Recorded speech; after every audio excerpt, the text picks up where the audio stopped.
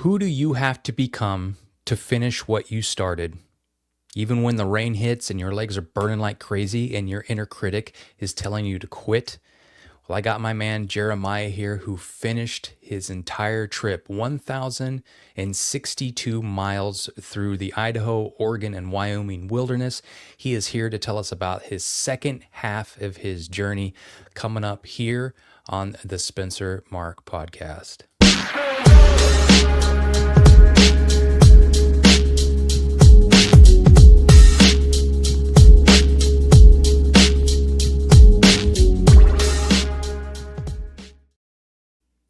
Hello and welcome back. Part 2. We're here to talk to Jeremiah, and I have him on stage ready to come on board, but we're going to talk about a lot of different things about his trip and the epiphanies he came to on this second half. But what he's really going to show us here, and I just have a list of the inner leadership in the face of chaos all around him. He's going to talk about trusting his body as a guide, how he built this bike and how it's a metaphor for building himself moving forward. And lastly, talking about letting go of comfort for meaning. That's what this trip was about. So I'm going to bring the custom bike builder himself, a man who has been to Antarctica, the man who has lived in New Zealand, all over the world, and has now finds himself with his wife and doggos living in the beautiful Teton Valley, or amongst the Tetons there in Idaho. I'm bringing him to the stage. Here's Jeremiah. Jeremiah, how you doing, man? Welcome back. You're back. Thank you, Spencer. I'm glad to be back. Yeah, man. It's been nice to be home for a little bit. Yeah, absolutely. And just looking at you too, you've changed from when this first time that we did it. I mean, you were 500 miles in when you came to Boise and we first did this, and now it looks like you're down another 10 pounds or so. After, I mean, you look great. So yeah. So how are you settling in now that you're only a week back home now? I'm settling in pretty well. My body definitely took a crash after the ride. I came home and tried to jump right into things. And, I was up early the first 2 days I was home and, back at the gym and trying to do all these things. And by day 3, yeah, I could hardly get out of bed. I was Oh just man. completely wrecked. So I'm bouncing back now. Yeah. I feel good today. I got out for a mountain bike ride this morning. So yeah, Get starting get to be alive again. getting back on that horse, Yeah, the iron horse or the aluminum horse. Maybe it's maybe not made of iron. That's too heavy of a bike. But hey, that's story for another time. So hey, yeah, we got questions, man, and I know you got some stories. So I just want to go I ahead and do. just get into it, and just talk about this second half of this trip and what has shifted because we thought a lot happened in that first 500 miles, but when we talked, like there was an even more profound shift for you after the halfway point. So I'd just love to know when was it that you realized, what was it like for you to understand you still had another 500 miles left to go, and what was the shift? The shift, it started difficult when I left Boise. The morning I woke up, I to give a little background, I spent 3 nights in Boise. Basically, I arrived. We did a podcast. Stayed the night. I got up the next morning. I rode 96 miles to the Oregon border and then back to Boise. Stayed the night. And then I needed a down day. So I took a day off on Father's Day on Sunday. And Slacker. then the next morning on Monday, I got up and had to leave Boise. And from the moment I woke up, there was this part of me that was said, I don't want to go. Ooh. I wanted to just stay. And um, I had been around family and friends, and we had gone to my brother's house for a barbecue on Saturday. So I had all this interaction with people, and then I was staring down, just going out and being completely alone again. And that it took me a while to get myself out of Boise. I Hmm. made a bunch of stops along the way. I stopped at a coffee shop. I grabbed a bagel. I just Yeah. kind of dilly dallied my way out of Boise. And I paid for that because by the time I was out of Boise and doing some big climbs to get back up into the mountains, it was hot. So I paid for Uh, that a lot. And that day I felt the most lonely that I felt on this trip.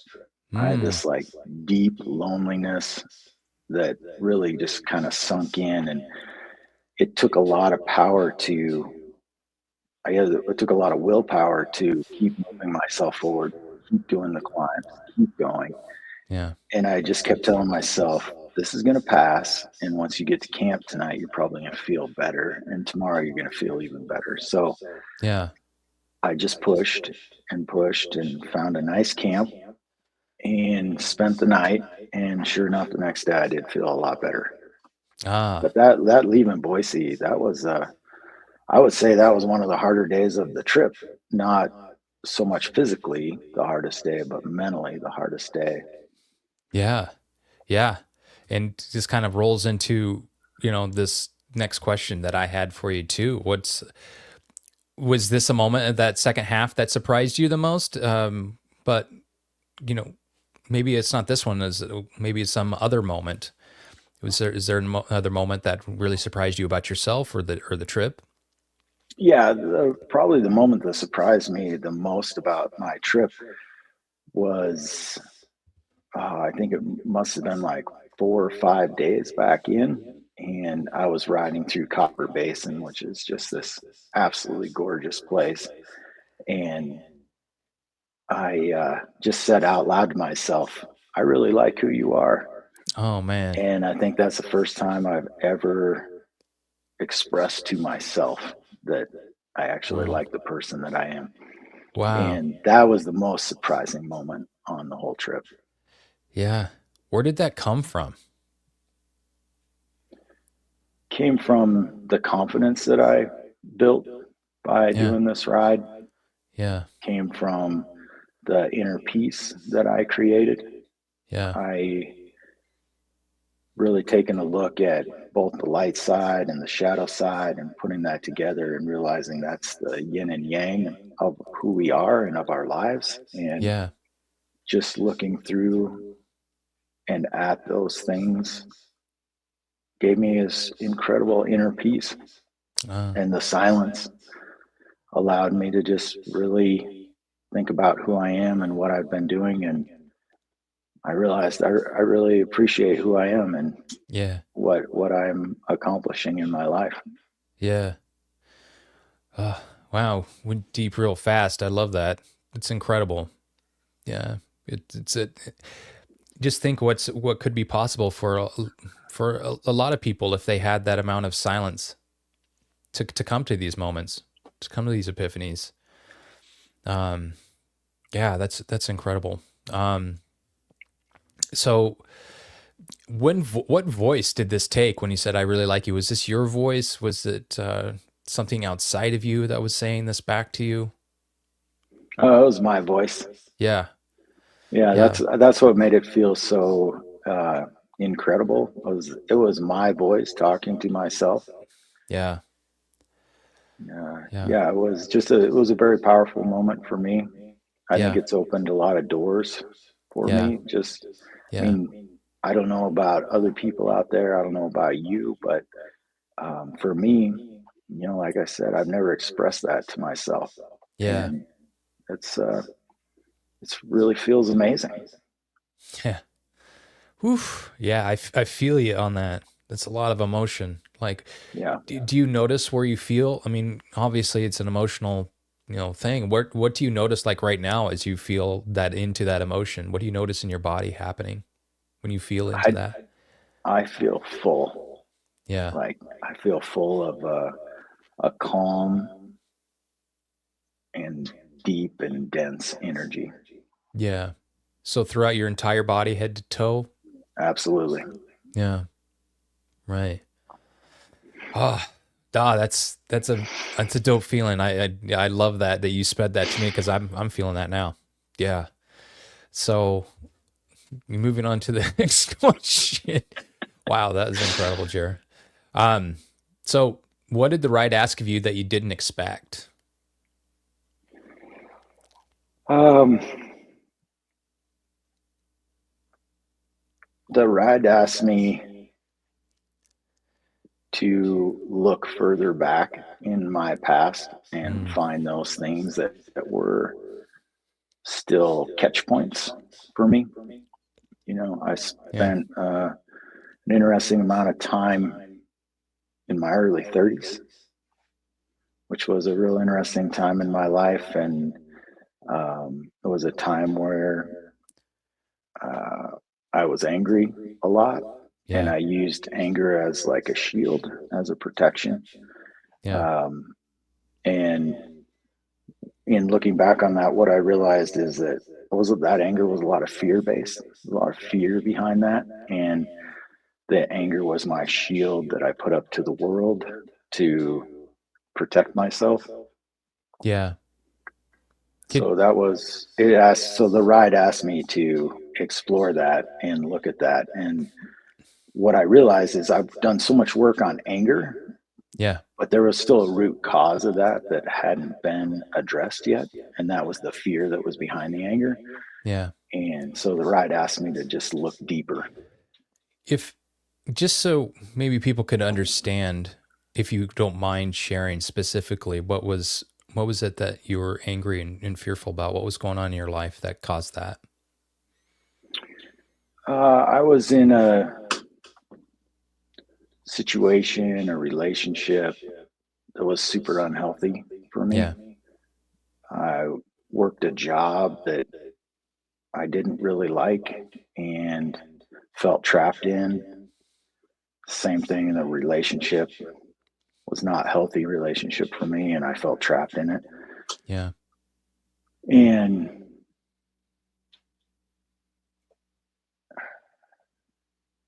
in order to get through that time in my life and feel some sort of safety, out of fear, I created this very angry persona so that Mm, people stayed away from me. yeah. I mean, you saw me in that point in time once, I think, and I was still I was still myself. I could be friendly to people, but Yeah. for the most part, I just kept everybody at a big distance. Didn't Yeah. want anybody close to me. And in that whole time, I was very alone because of that, even though there were people around me all the time. Mm, yeah. Because So this ride asked me to really dig into that and really yeah. look at that. And I Yeah. didn't expect that. I didn't expect that time in my life to come up. I thought I had dealt with all that, but I hadn't. Mm. So this ride and the silence, it's like, hey, there's a little something here we still need to look at. So Yeah. Yeah. it shocked me, but Right. I got through it and I feel so much better on the other side. I feel like I've let that stuff go. Yeah. That doesn't affect me anymore. That was a timeline that is way gone. Yeah. And, um, but I was still carrying it. Yeah. So you offloaded it. I offloaded it. Yep. Yeah. And where were you at? Were you at Copper Basin when you discovered this? I And was, yeah. do Copper we have a Basin's a picture of that? powerful place. We might, yeah. I think I did send you a picture Can I'm somewhere in gonna there. throw one here on the stage. Is this it? So that's Copper Basin. Yeah, that's Copper Yeah. Basin. That's looking back down into Copper Basin. That's at the top of Antelope Pass. Okay. And And what state are we in? Are looking we in back Idaho down, now? we're in Idaho. Yep. Okay. Wow. And there's your I bike would, there.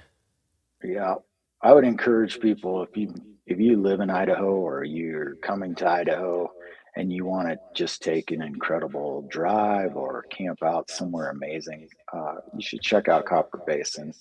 Yeah. It's a really incredible place.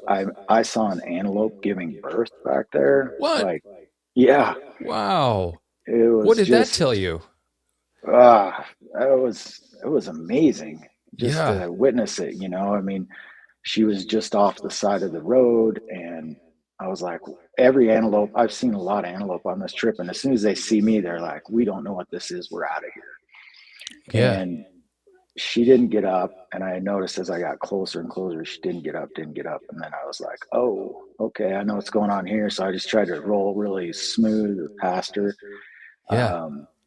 And then right on the other side of the road was an antelope buck, and Oh, he didn't run off either. he's So they were like, protecting. Yeah. yeah, it was unbelievable Wow. moment in this trip. Yeah. Wow. And that all happened in Copper Basin. I had one of the best camps that I've had on the whole trip. Like everything about this place, Copper Basin to me is a magical place. Yeah. Yeah. My goodness. That's Like, Copper Basin as well. uh, That's rolling into it. yeah. You can see those three mountain ranges, and then there's one Yeah. more a little bit off screen that all come into Copper Basin and end. And it's just, yeah, it's just an amazing, beautiful, unbelievable place I, in I, Idaho. It's right here in Idaho. yeah. I cannot It's just believe you. outside of Ketchum. Yeah. Okay. Just It's outside off of of Ketchum. Trail Creek. If you Yeah. left Ketchum and went up Trail Creek, there's a Yeah. turnoff for Copper Basin. Oh, okay. Yeah. And, Mackey's near there too, it seemed Yep. like. Yeah. Okay. You saw antelope give birth along the Yep. way. If you're 5 minutes behind or 5 minutes early, you know, but you witness that, it's like this almost this birth of you. You realize that, right? It seems like to me that's what it tells Right. me. What does that tell you when you witnessed the most skittish of animals? For people that Yeah. don't know, an antelope, they're fast. They run away. They're so skittish, and to see one up close giving birth, and with the big buck like watching over that, what was that? What came up for you? What do you think that meant for you? It meant that I was on my path and I Yeah, was so in tune with nature and with myself and with this ride that I could experience something so unbelievably, something so just natural.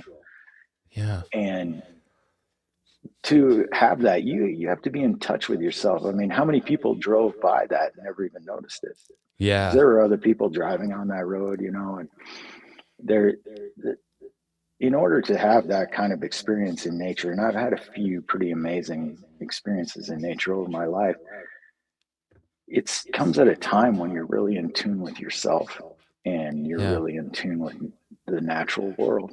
yeah, yeah, yeah. Something that we could have learned from our Native Americans. Um, Absolutely. yeah.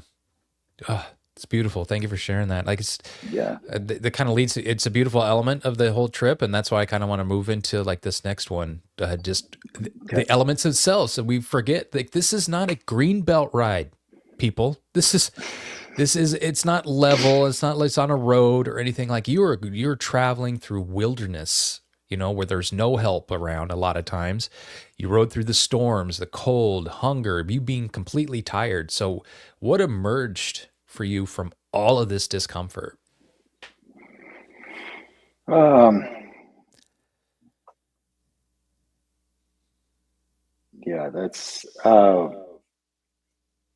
the thing that emerged the most for me was the inner peace through that, riding through rain, wind, Oh, the wind wind. just ripping in my face, and to the point where you're in your easiest gear and you're barely moving forward.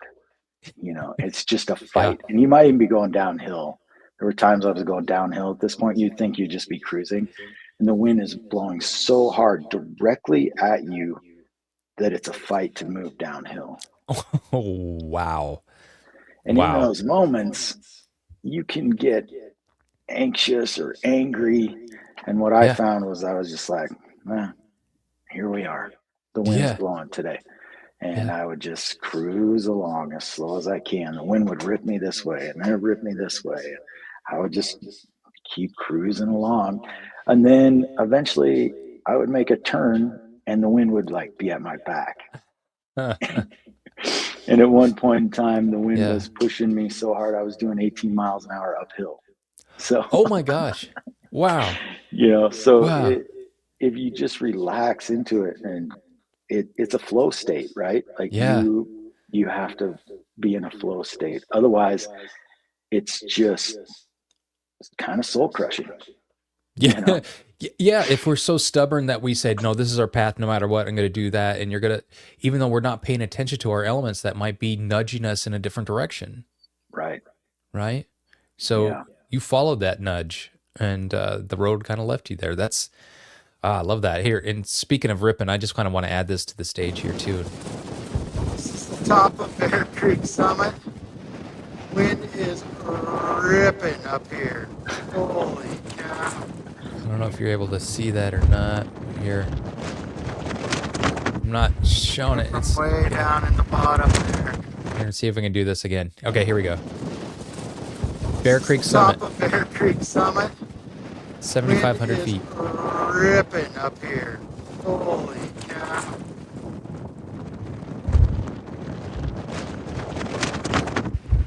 And from way down in the bottom there. Yeah. So yeah, you can just hear that wind and that out in the middle of seemingly nowhere, but everywhere at the same time. So Yeah.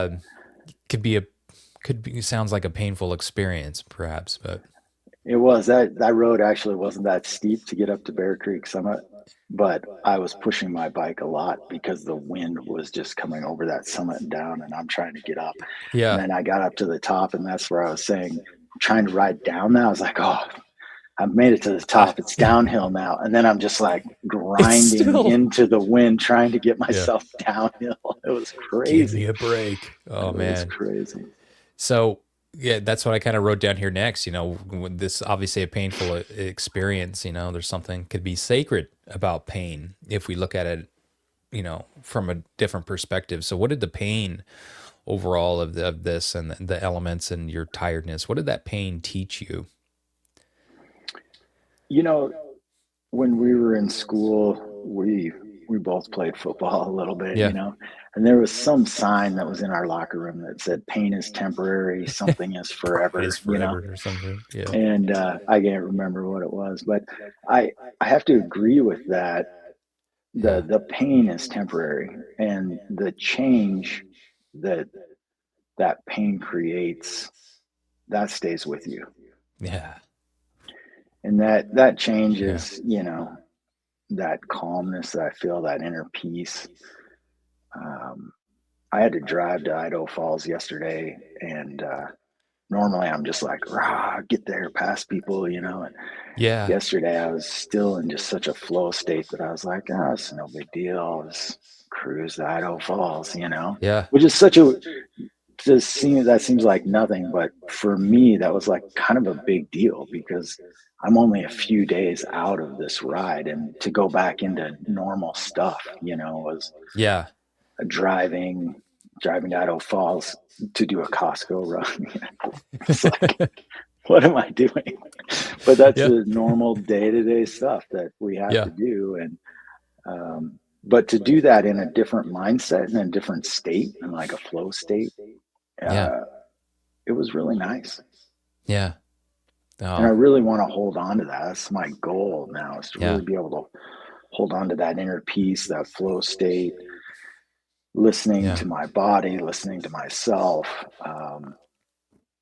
yeah, and also hold on to that confidence that allows me to genuinely like who I am. yeah, yeah.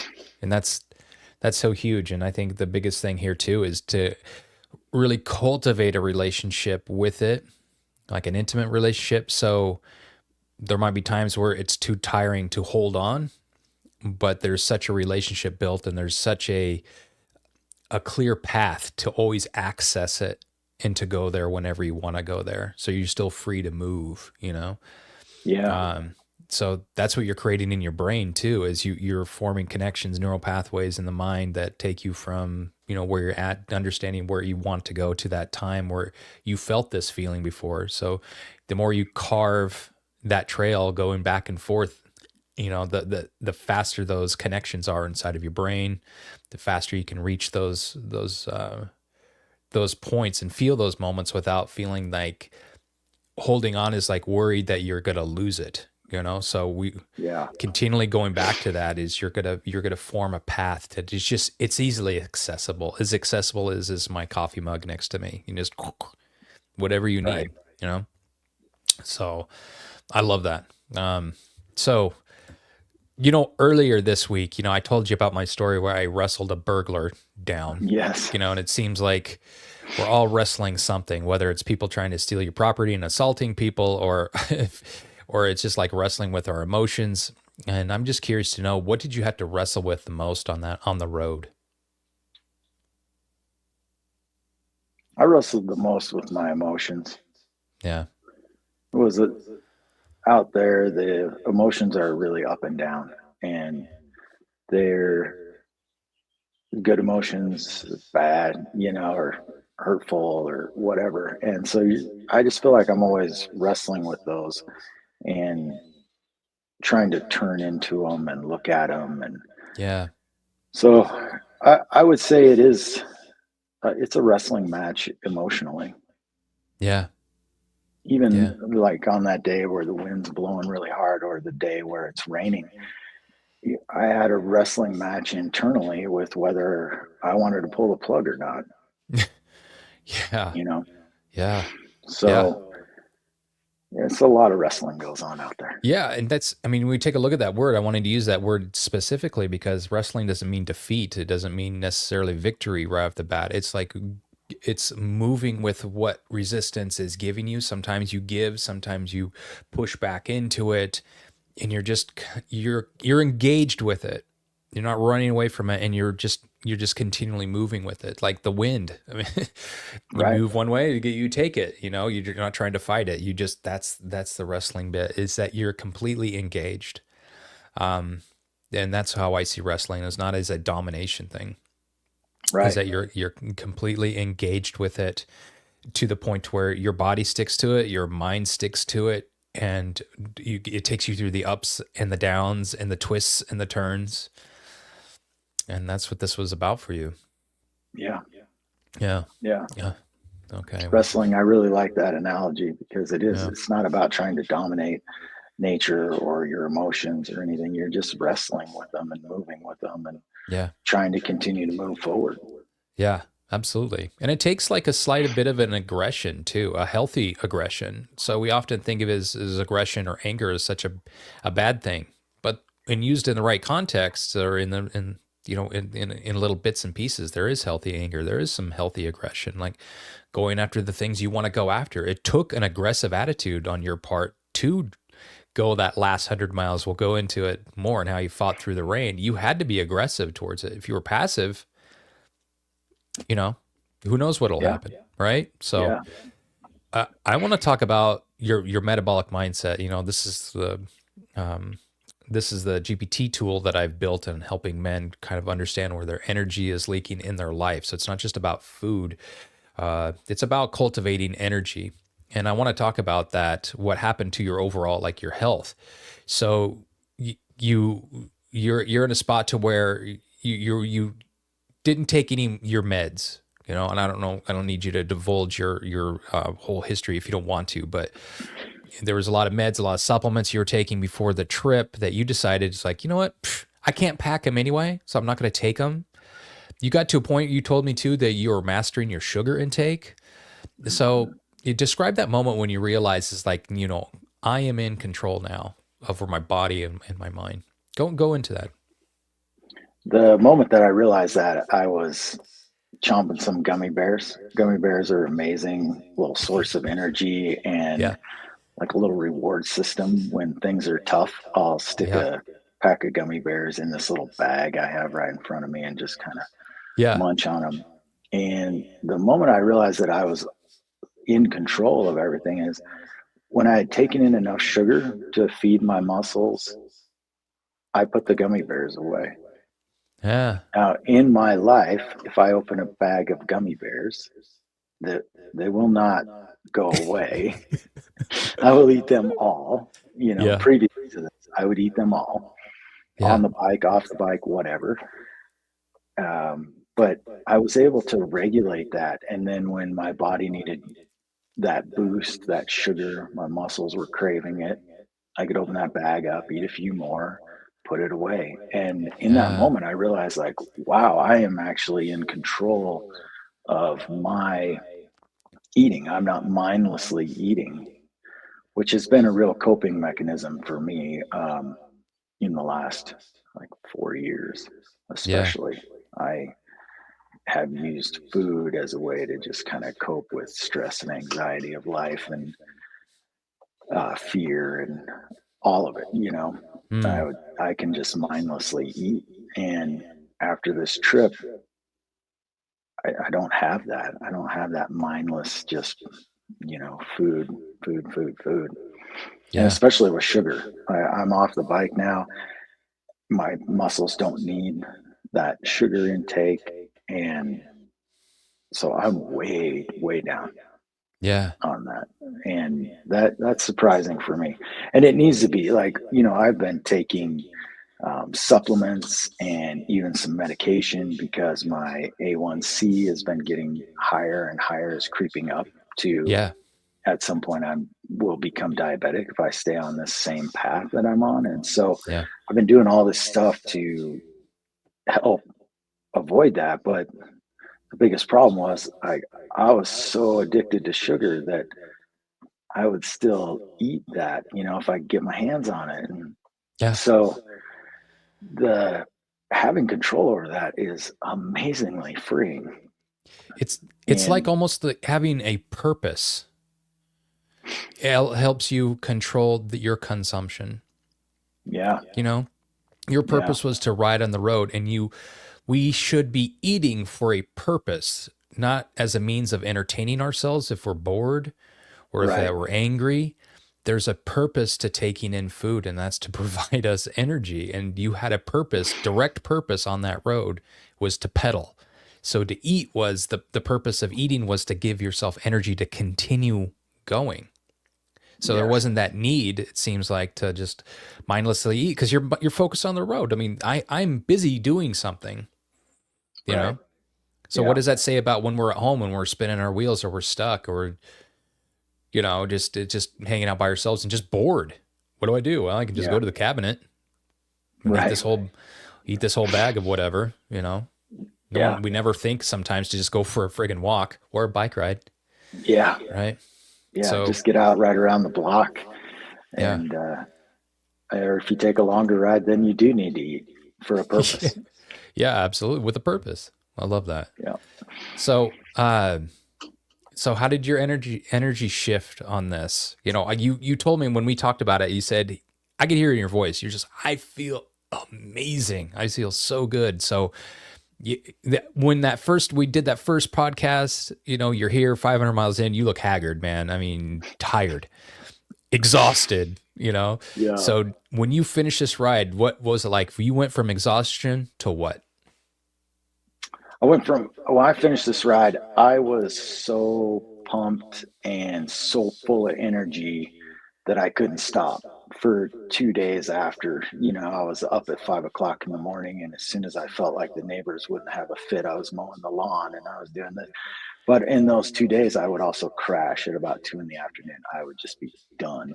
Yeah, And then the Tuesday, I got up and I did my routine. I went to the gym and I crashed again. And then Wednesday, it was like my body was like, okay, look, hey, we're done. We just did this thing. So can we just take a break for a minute? And I was like, no, I'm too full of energy. I got to go, go, go. yeah, I'm home. All this stuff needs to get done.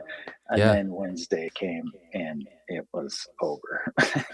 So at the end of the yeah. ride, I was super energized, super full of energy, and just wanted to keep going. Elated. But I Yeah, needed to give myself a rest, and I just yeah, wasn't doing that. And that's part of listening to my body. When I finally gave up, I was like, oh, okay, yeah, I understand what's happening. yeah, yeah, But also to go back to what you were talking about, I'm like a lot of people. I was taking supplement after supplement, yeah, different times of the day, and all these things along with some medications. And I was like, I don't have room for any of this on my bike. I'm just going to see what happens if I just go off Yeah. of this and just purely run on exercise. Yeah. And honestly, I don't need any of it right now. Well, I can as save myself a lot of money just running on exercise. getting on the bike, not to mention you're going to save gas too, insurance, Yeah, all that sort of stuff. Well, it goes back to the saying that I often talk to you about, like movement is medicine, absolutely. and we don't move I can enough. tell you it is. Yeah. Yeah, we were built. I mean, look at the arms and legs. We're built to continually walk each and every day, hunting and gathering. Yeah, Now, all of our needs are taken care of, and where are we walking to anymore? We're just not doing it. And it's all the work that I do with men and with people all over, that have running into health situations and dis-ease because they're simply just not using what they've been given. And you right. certainly used it. And you didn't need to be on the meds because you're moving so much. Your body's like, well, we just got to use all our resources to keep this gravy train rolling. We got to keep this guy moving towards wherever he's headed to. But you had a destination. And that's the biggest part in all of this, is what you're going to help men realize too, is that you got to have a destination. We are Yeah, goal striving people. We have a built-in mechanism to strive for goals, to move towards those. And if we don't know where the hell we're going, we end up going in circles or getting stuck and using up our energy and getting frustrated. And this is happening so much. So you had a destination in mind and you went towards that. And your health is improved because of that. But that all started with your mindset. It all started with like saying, I'm going to do this thing, and there's the end goal, and you did that. I'm sorry, yeah, I'm getting all flustered here in the best of ways, but you really are proving a point for people, is that you got to have an in destination. yeah, You really do. Like, see, some people are so afraid of that word goals. What are your goals? I don't know. Too much pressure. It's like, what's your destination? If you want to go to a spot, like say you want to go to Juneau, Alaska, but you don't really know where you're going. You're just like, well, where do you want to go? North. Well, where north? I don't know. Just up there somewhere. It's like, when you're trying to plug in the coordinates, like, okay, what? We don't have any specifics. You want to go north? yeah, Walk this way 30 feet. Are you happy now? So being specific, absolutely is something here too. So I'm going to get off the soapbox and just quit talking so much, but this is about you, brother. So, good. so your metabolism obviously has changed. I mean, look at you; you look phenomenal, and so did your self-image. And this is what kind of was alluding to earlier. So, what's different about how you see yourself now? Well, the physical changes, the eating on this trip was kind of crazy. I would eat 3,000 plus calories a day, and I lost 12 pounds in 2 weeks. Yeah, Like that, yeah, that is how much energy was expended every day riding this bike and getting to the goal. That I knew going into this, that, like you said, I needed to set a goal so that I had an idea of where I was going. yeah, But that goal, that 1,000 miles, yeah, I feel super stoked about it. And I have a new level of confidence in myself, in my riding, because I was able to make that goal. yeah, But I also knew that there was going to be a lot more to this ride than just the goal. And that's why we're talking about all this stuff, because there's so much more to it than the goal. But I needed that goal in order to get myself out there to have all the experiences, all the epiphanies, all the magic that happened out there. yeah, yeah. And having that goal brought you to those epiphanies. And again, to use the word magic, like witnessing an antelope giving birth on the side of the road. Yeah. Yeah. Wow. So thank you for going into that. I want to talk about your bike, because you are a master custom bike builder. We've often talked about this, like your bike it's a work of art. That's what you want to make. So I just want to know, like, this bike that you built, um, how, how did your bike hold up, and how does that reflect on your craftsmanship and your attention to that that love of building, that soul? My bike performed incredibly well. No flat tires Oh my in a God. 1,000 miles. No, not a flat tire. Wow. No mechanical issues. It was just absolutely amazing. Yeah. The thought that I put into this bike, even a few things that kind of scared me a little bit that I had to make these last minute changes on Yeah. Go right into before that. I left. I had to put a new wheel set on because there's the wheel set that was on that bike. There's a problem in the bearings in the rear hub that was Yeah. causing my cassette to wobble, And what's a which cassette was for the people out there? the cassette is the gearing on the wheel on the rear Okay. wheel of the bike that the chain runs around and it moves Okay. up and you can move your Yeah. derailleur up and down that gearing. It was creating a wobble in there, and so on one gear it would jump. But that Mm. one gear was the gear I would use the most on this ride. And so in the gear I Yeah. needed the most, it would jump around. Oh, And so I was working through that problem, trying to find all these different solutions to what the problem is. And then at one point, I had the wheel off and I just grabbed the cassette and I could move the cassette back and forth like this. And I was like, oh no. huh. So last minute, I'm looking at my bike collection, which you can see behind me. And I'm like, Yeah. okay, who's losing their wheels today?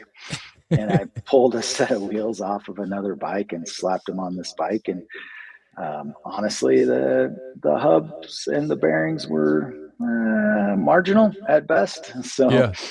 it was I was like, well, let's just hope this works out. And so I Yeah. slapped them on, and away we went. And the hubs, the bearings, everything on these wheels are still in great shape, and they were. Yeah, so the bike was just amazing, and the roads out there in Idaho, they're rough. They're really Yeah. washboardy. Yeah. There's a lot of um, rocks, and like these are Yeah. gravel roads. They wouldn't be fun to drive a car on. Yeah. And this dream of building what the bike that I'm on is considered a mid-tail bike. It's stretched longer than a normal bike, Yeah. and that gave me this just incredible smoothness across washboards. Oh, And I wow. knew I kind of had it in my head that this might happen, and so that absolutely happened. I'm also running a very fat tire compared to what most people run gravel Yeah. riding because I knew that I wanted that extra cush on these Yeah. rough roads. And so all these things that I thought about in building this bike, it all worked. It all came together. And so I have a lot of confidence in myself and in my ability to build bikes.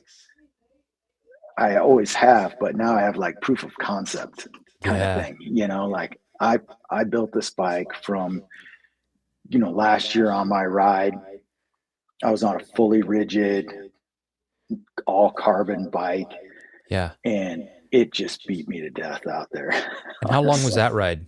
I When was you went? 680 Okay. something miles Okay. on that bike, Yeah. and yeah, I loved the bike, but it just beat me up too much. Yeah. And the whole time I was like, okay, what am I gonna? What do I really want? And I knew that I wanted a mid-tail bike. I knew that I wanted titanium because titanium's light, but it's also flexible Yeah. and it takes up a lot of vibration. And then I took that a step further and I put a titanium handlebar and stem setup on that. So it takes even more vibration out of my Wow. hands. Yeah. The bike was really well thought out and performed better than I could have ever imagined. Oh, it's beautiful, man. I'm gonna go ahead and add this. Just get a little bit of a ride. This is a video you sent me here too, just to listen in on this.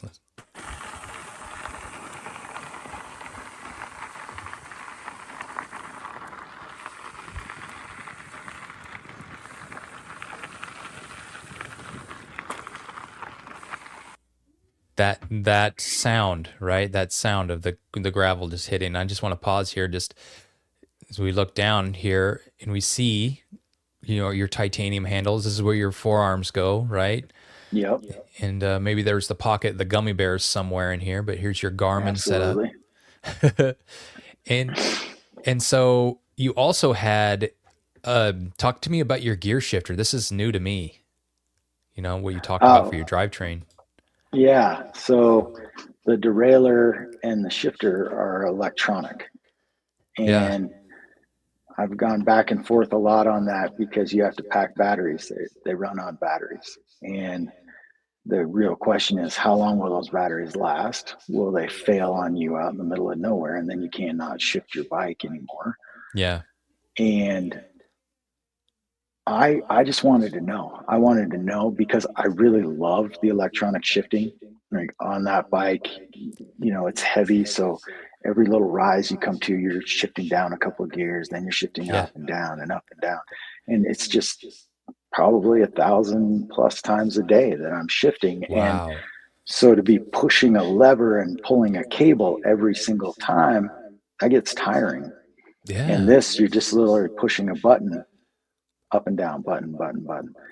And it's makes it more like kind of like shifting a car. yeah, And so I wanted that shifting, but it's like, ooh, how long is the battery going to last? I'm using a SRAM drivetrain, SRAM transmission, it's called.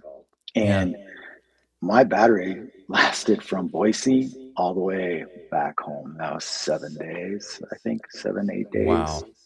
that There's a it testament. held up the whole time. Yeah. And I still had battery life when I got home. I haven't charged that battery yet, and it's still on the bike because I was using it to get it clean and shifting. And that battery is still going. The little tiny battery that lives in the shifter itself, I brought an extra one of those because that shifter's been on this bike since I built it last summer. I had to Yeah. change that battery out, and it's still Yeah. going, and it still has battery life in it. Yeah. So it's amazing, and that made my life so much better. Yeah. Honestly, something small like that, an easy shifting bike on a ride like that it's amazing. Well, what strikes me and what's important in all of this is that your attention to the detail of patching up where there would be energy leaks, Mm, ahead of time. And yeah, this says a lot about a person's health and their well-being. Like, a lot of times people add stuff to their life without really patching up those holes that are like draining our energy. And so like paying attention to the titanium, I never really thought about the titanium as a means of reducing vibration, which takes away your energy, or the electronic shifter, which takes energy if you were going to do that manually. So having that mindset of understanding where the energy leaks are made this ride so much better. So, yeah, if we could take that, what you learned on the bike, into our lives, what are those little tweaks that we can make in our lives to help hold on to our energy instead of always thinking about, I got to take this energy drink or this supplement. It seems to me that maybe our lives should be rigged around developing habits that keep our energy in us rather than always trying to down stuff for more energy. yes. I mean, I'm 48 years old. It's a little more difficult to keep the energy in. So I agree Yeah. with you. Finding those energy leaks and fixing those rather Yeah. than just going, I'm going to take this vitamin B12 to give me more energy through the day, or Yeah. whatever. That's patch, and then you're kind of stuck with that, or Yeah. it's a band-aid, and you're kind of stuck with it when you could figure out where the energy is leaking. And maybe that's that you need to have a little more exercise in your life, or Yeah. or you need to have some more alone time than what you're Yeah. giving yourself. So Yeah. finding those energy leaks, I really like the way you described that, and Yeah. patching those up Yeah. is huge. Well, and it's like this rolls into the next question so easily. Rolls into it. Haha. And the bike metaphors just are so rich. So would you say that, so it seems like you would say that your bike is an extension of your nervous system at this point, on this trip. Absolutely. Yeah. There were on the return ride home, there were several times that I noticed that my bike was moving forward. I was pedaling, but I couldn't feel it. Not in a way of being numb, but in the fact that I was just so in tune with my bike and with the gearing and with the level of strength that I could just be riding along and it wouldn't be that pressure, that push on the legs. It Yeah. was just seamlessly moving Lockstep. forward. Yeah. It was incredible. Yeah. Absolutely incredible. Yeah. Oh. So you let's go fast forward here to the 1,000 mile mark. So Yeah. when you hit 1,000 miles, was it more pride, peace, purpose, all three? What was it for you? Uh, the 1,000 mile mark didn't do a lot for me because I was in a downpour. I was miserable, and the 1,000 mile mark was like, okay, I made it 1,000 miles. Should we just call it? Yeah. Like, should we just be done? So the 1,000 mile mark was more of like, okay, I hit 1,000 miles. Is there more to this goal, or am I done? Kind of thing. And Yeah. there was more to it. I was still about 60 miles from Wyoming at that point, but um, there was more. I didn't want to stop. The Yeah. the thought crept into my mind like, hey, 1,000 miles, hey, we could just call it and get a ride home right now. Yeah. You know, that last day was an Go, incredibly challenging day. I felt like the ride wasn't done with me yet, and it wasn't going to let me out yeah. easy. Like I Yeah. had sunshine and hot weather and stuff, but I had sunshine, I had some wind, didn't have any rain for 15 days of riding. And then day 16, it was just like I was watching over my shoulder. I could see the storms just coming at me one after another. And then they would just downpour on me, hail, just drench me and then move on. And then there'd be another one right behind it. I spent an hour at a Maverick in St. Anthony, curled up in a corner, just trying to stay out of the hail and rain. So there's one little dry corner. yeah. So that the last day was one of my hardest days, Yeah. and the one of the reasons being is I was so close to home. I had a bailout at any time I wanted. I just Yeah. had to call Jamie and say, I'm done. I can't take this anymore. And I could have gotten out, but Yeah.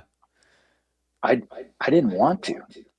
Even though Hmm. I was miserable, I was soaked. I still did not want to end that ride. I think if I hadn't gotten home, if I had 5 more days to go, I would have been like, yeah, 5 more days to go. I didn't want to be done. And so I Yeah. pushed through that day. I pushed through all the rain and weather, and I had some really cool experiences. At one point, this storm's coming in on me. It's hailing. It's starting to rain. I'm off the side of the road with my bike propped up against a highway sign, and I'm like digging out my rain gear and trying to get it on. And this guy rolls up in a truck, and he's in his Sunday suit and tie, go to church probably gear, and he's like, Yeah. "That's my spud cellar right there. I'm gonna go open the door, and you ride right in." And so he flies over there, throws the door open, and just lets me ride right into his spud cellar, and Oh my and gosh. then hung out in there with me for half an hour while this crazy hailstorm passed by. There So couldn't have been a greater mark of Idaho of hospitality than that. absolutely, Like, yeah, hey, young absolutely. man, I got a spud cellar right over here. What are you doing out here? You're crazy. And then I'm telling him the story, and he's like, wow, this is incredible. And Yeah. just hanging out with me and asking me questions about my bike, and Yeah. it was really cool. It was really cool. And that's part of it. That was part of the ride. That's a part of the stuff that I love. Being out there is every now and then you run into somebody who's just incredibly cool to you. Yeah. Well, Yeah. I gotta ask this story here, how you got the free Yeah. socks. Oh, the free socks. You I got, was you in gotta, the parking lot of a bike shop in Ketchum, and this guy walks up to me and he says, "Hey, have I given you a pair of socks yet?" I was like, "No." And he's like, "Oh, well, here you go. Here's a pair of Smart Wool socks." I was like, "Oh, great, thanks." And then he yeah. kind of looks over my bike and he's like, "Hey, you want a shirt?" And I was like, sure. So he goes and grabs this long sleeve smart wool shirt, brand new. Nice. And it turns out he's a smart wool rep and reps a few other companies. But he started chatting with me a little bit. And um, he and I are going to stay in contact on a few other things. We'll see what comes out of it. But yeah, it's just really cool stuff like that happens with Yeah. people sometimes, Yeah. Well, I wanted you and to it talk about this makes up with a this little guy. bit for the people that try and run me over when I'm Oh out yeah, yeah. Someone's there. nice.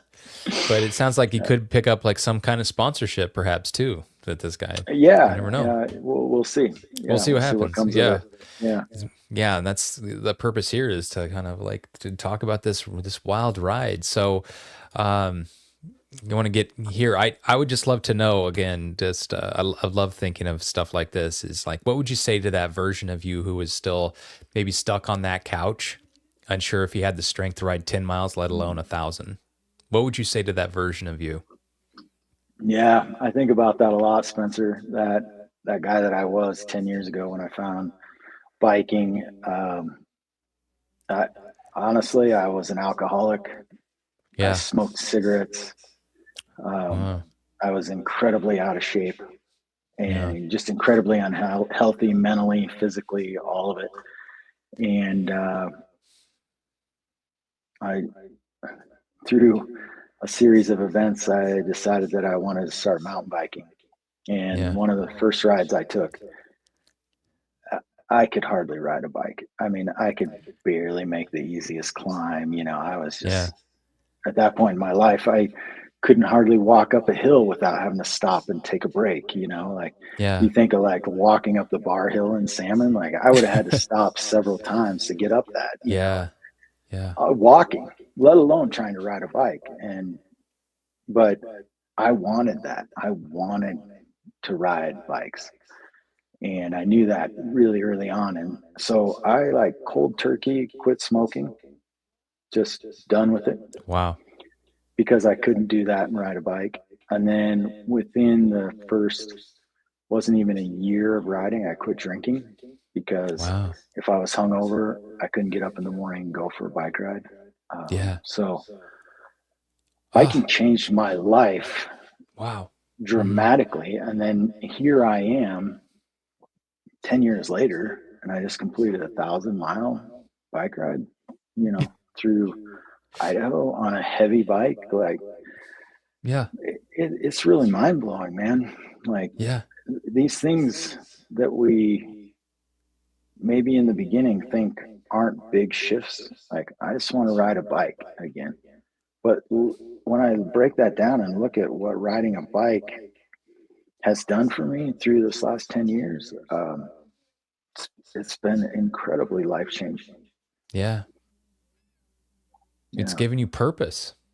it has. It's given me a purpose in my life, and having that purpose is what helped me get healthy and stop the unhealthy things that I was doing and stop masking my emotions with alcohol and, Yeah. actually feeling my emotions, feeling what I what my body wants me to feel, and um, working through different traumas and you know like going back to when my partner committed suicide 4 years ago. There was a point in time where I almost tipped back over into that abyss of alcoholism. Like I came really close. It could Yeah. have been the end of me. And Yeah. just getting on the bike and getting out, I was like, I'm not going to do that. I can't do that. I'm going to just keep moving forward. I'm going to keep biking. And Yeah. here I am today. And I feel amazing. And I have incredible people around me in my life.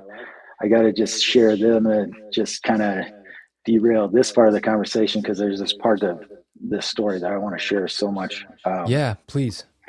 On that last day, riding in the rain and getting so close to home, and the miles start to just kind of drag, because it's like Yeah. home's right there. I can get out of Oh, the rain. And I was riding along and I was feeling pretty good, but I could feel I was starting to fade physically and emotionally and kind of mentally.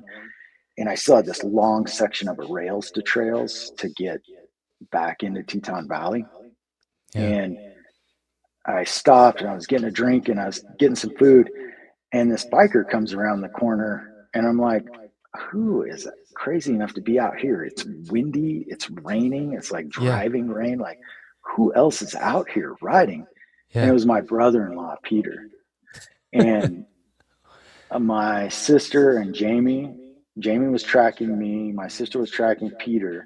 And they were telling Peter where I was at so that he could meet up with Oh, me. wow. And then he rode the last 30 miles back into Teton Valley with me. And he's an incredible biker. Yeah. And so it gave me that drive to just really like, I'm going to keep up with him. I'm going to just keep Yeah. going and keep pushing. And we pushed through rain and hail. But because we were on a rails of trails, we could ride side by side. We could chat. And, I Yeah. told him a lot of stories from the trip. And it just, that 30 miles just flew by. And the next thing I know, we're at the gas station in Teutonia and getting some snacks and getting out of the rain for a minute. And I was like, hey, the Wyoming border is like right there. It's a few miles. It's a pretty good climb, but it's just right there. Let's go Yeah. get it. So he was like, yeah, I'm game. So we rode to the Wyoming border and then we were riding back towards his place and we were about halfway back to his place. And I see somebody on a gravel bike out in the wind and the rain, and I'm like, oh my gosh, who is this person? Yeah. They're really getting it today because it was getting late too. It was like 7 Yeah. o'clock at night, and it was Jamie, and she had ridden from our house out to meet me and Yeah. Peter, and then we rode to Peter's house and dropped him there, and then Jamie and she rode that last little bit with me and back to our Yeah. house. And oh, it's just Wow. so incredible. I felt so supported and loved, in those Yeah. moments. It was really amazing. Really Yeah. cool. And as we were Jamie and I are going through Driggs, the most incredible rainbow popped out that I've ever Oh, seen. wow. Brilliant. It was a double full rainbow that was Yeah. like the rain was still coming down, so the colors actually looked pixelated, and it was Yeah. just absolutely incredible. Ah, And what a love way to that. end that trip, with people who love and support you. It was just Yeah. unbelievable. I had Yeah. so much support along the way. My aunt and uncle in Haley opened up their house to me twice to like stinky biker come in, do laundry, sleep for a night. They fed me, Yeah. and then put me back on my way. And yeah, it just my whole family is such a great support group for me. And I Yeah. know a lot of other people were following me along the way. And I know my mom was sending out a lot of texts every day to keep people in the loop of where I was at. So Yeah. I just felt really, really supported on this trip. And, my brother and his wife put me up at their house. You gave me a ride around Boise. There were so many things that people did to support me on this. And it just feels so good to know that I have such an amazing support group. Yeah. Yeah. Yeah. Get me all weepy here, man. Just I know, it's like you that. and me It's like both. that. It's like that text or the text. It's like that the saying, that Goethe talks about is like, be bold and mighty forces come to your aid. This was a bold decision. Yeah. It may not have been Goethe. I don't know, but it's being bold it's so important. And it's so easy to be passive in this day and age and let your whole life go by you. But we need to make these bold decisions and to allow the magic of the moment to kind of take over. And so we can be surprised by that. And look at all that's Yeah. happened. You didn't have Yeah. one bike breakdown over I know. 1,000 miles. It's incredible. So, yeah. And having that rainbow at the very end over the Grand Tetons. Yeah. Incredible. That's godly. It's what that is. So how can and just one of the last that we had some other questions here, but I just want to kind of skip to this one here too. Can speak to that man, how can he use discomfort to find his truth and not just numb it?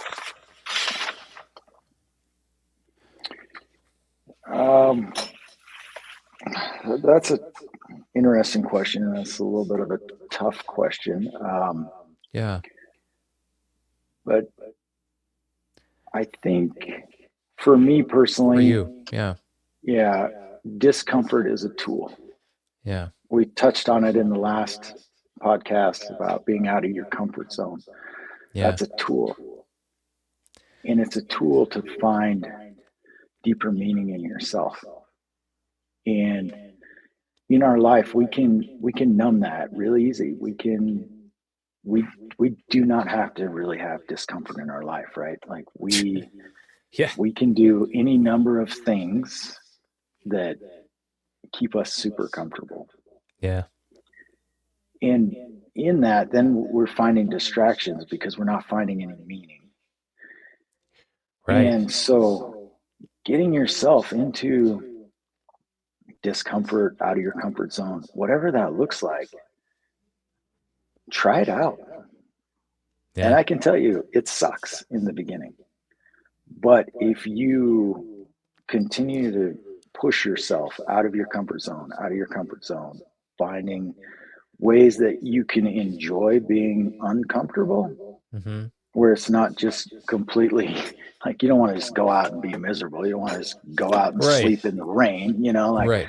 but within reason. Like for me, the discomfort is to ride 1,000 miles. That's a very Yeah. uncomfortable thing to do. But in that, the amount that I've learned about myself, the amount that I've learned about life, you can't do that in your comfort zone, in your little comfortable cocoon. You're never gonna evolve. Yeah. Yeah. I'm just letting that sit for a second. An uncomfortable silence. You can learn a lot from that. How Yeah. about that? But I'm super comfortable right now listening to you, man. I can go on and on, like listening to these stories. Uh, so who did you become along this way? You went into it a person, you know who Yeah. you were, I, and you're I out of this completely different, So who did you become along the way? honestly, I became a better human Yeah. along the way. I Yeah. became an even better version of myself. I I became that version of myself that I really, really like. I enjoy being with, rather than Yeah. trying to distract myself away from that. Yeah. Right. You're no longer afraid of your brilliance. Yeah. Seems No like it longer seems like afraid of sitting with myself in silence. Yeah. Yeah, that's the thing. And there's no need to numb yourself with food or other pleasures No, if you're okay with yourself. You know, absolutely. it seems like your self-esteem is huge. That means you have a strong sense of self-reliance, So the little things that would normally bug us, whether it be traffic or someone says a little thing that could be insensitive, it just brushes right off of you now. It seems like just like, It does. yeah. It's Yeah. incredible. One thought that I had is if more people were out finding their or in discomfort and out of their comfort zone, I really truly think this world would be a little better place. Yeah. Yeah. No amount of comfort is going to fix everything, right? No, Right. no. It's through these hardships and the challenges that we find true satisfaction, true contentment, really. Yeah, Yeah. It has to be that way. yeah. We have to learn to move resistance and to get stronger, you know? Yeah. So how can people find you? You know? You can't. No. We're in Idaho. You I, can't find us. I'm in a that's spud right. cellar. I'm Yeah. hiding out. Yeah. My Instagram is at Teton Bike Works, Yeah. WRXS. It's a great way to, if you're interested in this ride, I'm putting together a series of posts on Instagram. Yeah. Facebook is Keavney. Okay. And I'm going to have yeah, links to all those and into the awesome. description as well. And I know that And you're open to answering questions from people too. Absolutely. Yeah. If you have questions, if you want to talk about anything further, please hit me up. I'm also Keavney@gmail.com. So if you wouldn't Yeah. mind sharing some of those links, I'm happy to talk to people about Yeah. this ride, about life, whatever, and especially about building bikes. There you go. Yeah, absolutely. Yeah, I know I'm there's someone super out there into that's it. probably intrigued and wants a custom bike built Yeah, by someone yeah, who's actually put in the work and knows what they're doing based on the things they've gone through. I think it's a huge testimonial to your skill into building a bike that you dreamt of. You dreamt of the concept. You told me about that. Built yeah, it, and then went on 1,062-mile round trip through wilderness without even having a flat tire. yeah, Wow, that's incredible, man. So, um, I also want to put it out there here too. Is like we've been talking a lot about energy and how we kind of stop those leaks and to build a map to understand where you're going. Um, I've built a GPT which works as a map that help you identify where you're leaking your energy and what is it that actually is filling you up. It's a great starting point that every man can use. I have the link in description. It's at spencermark.co/metabolic mindset map. Absolutely free to sign up for that. Get you one today. And then I have a free 30-minute call after that. If you want some help, like going into that, we can even go into it a step further. Again, that is a free tool to you. And again, another free 30 minutes where you're talking to me about where you want to go and finding out those things that fill you up. And it's like the work that Jared and I have done for close to a year. It all started with a clear understanding of where we want to go and what we want. Where do we want to go? Life's a journey. We need to know what the destination is. And like we said, I've talked about earlier, and what you've learned here too, is like we all have this inner guidance system that's calling to us. It's that call to adventure. And if we keep ignoring that, that's when we go resentful, bitter, upset, you know. But when we answer that call to adventure, no matter how difficult, we're moving towards our purpose. And that brings the satisfaction, the contentment, and the love of yourself. And you're going to help inspire others to do the same. You are such an inspiration to me, my friend. Thank you so much for trusting in me to work with you, for sharing your story with me and with so many other people. This is truly inspiring to me. Thank you so much for this, and I know we're going to catch up. We're going to continue to do some other things in the future here too. But thank you from the bottom of my heart for being here. um, it's my pleasure. And I really do hope that my story can help other people Yeah, out there. yeah, Thank you. Thank you absolutely. for allowing this time to tell my story. I really Yeah, appreciate it. I'm looking forward to more, my man. So thank you again, and thank you all that has listened. And we will catch you on the next go around. Well, for the next 1,000 miles, right, or more. You're Yeah. gonna ride More to the next, ocean next time. more. Yeah. Okay.